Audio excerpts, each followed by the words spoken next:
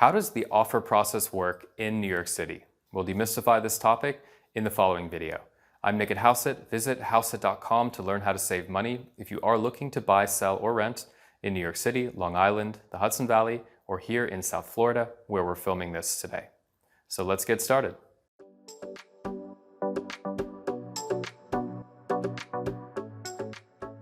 So how does the offer process work in New York City? Well, the good news is that it is a very straightforward exercise. Most of the time, you'll have a buyer's agent helping you out throughout this process. But in essence, submitting an offer is as simple as you or your buyer's agent drafting an email with the relevant offer terms and also attaching the requisite documentation and essentially just sending that into the listing agent. Now, what offer terms are included? Well, of course, you'll have the basics. You have certainly the price. You have your percentage down if you're financing. You will have contingencies, for example, a mortgage contingency, or if you have to sell another property, you'd have what's called a Hubbard contingency, i.e. a sale contingency. You'll also include your proposed closing date, and you may also include some other terms. For example, that the property will be subject to a satisfactory pre-contract inspection. Now, in addition to your offer terms, you may very well include your real estate attorney contact information and perhaps a brief purchaser bio.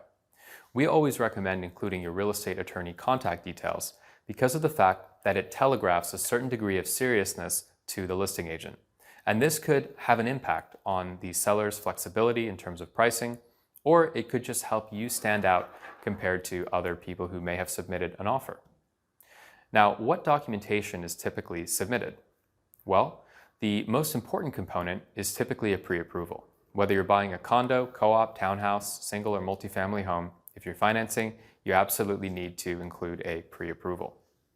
You may sometimes be able to get away with a pre-qual, but we don't recommend going down this route. The other documentation consists of either a submit offer form, which is most commonly used for townhouses or condos, and new developments, of course, or a REBNY financial statement, which is used primarily for co-op apartments. The REBNY financial statement allows the listing agent to crunch some numbers in terms of your DTI, debt to income ratio, and your post-closing liquidity.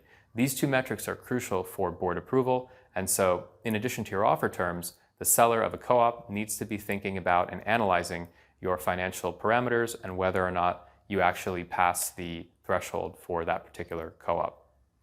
So aside from your pre-approval, i.e. your bank documentation, and either the submit offer or REBNY financial statement, you might also include proof of funds.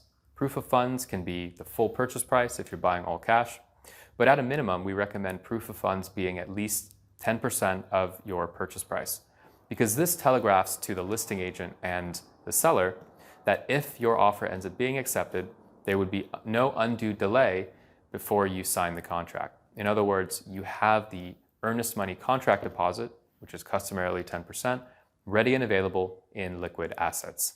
So what happens after your offer is submitted?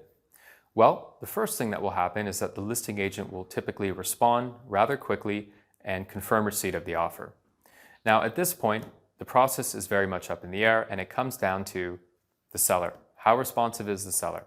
Oftentimes you hear that a seller is traveling in Europe and doesn't have internet. Believe it or not, that's still apparently possible in the year 2022. But in any case, you basically just have to wait for the seller to come back, but usually it takes about 24 hours. Now, obviously, if it's a very competitive process, you may very well receive a response which is inviting you to submit your best and final offer. This happens very commonly in, for example, Brownstone, Brooklyn, in starter type apartments, 2-bedroom apartments around $700K and above. Anything that has a wide swath and pool of buyers may very well end up in a best and final bidding war type process. So you'll obviously submit that initial offer, and then you'll be invited to submit your best and final offer terms. So we hope you found this video to be helpful. Of course, after you submit the offer, after you get that initial response, there could be several rounds of back and forth and negotiating until you end up having an accepted offer, at which point a deal sheet is circulated to the attorneys, which includes all of the terms that you have successfully negotiated, and thereafter that kicks off the contract review and buyer due diligence process.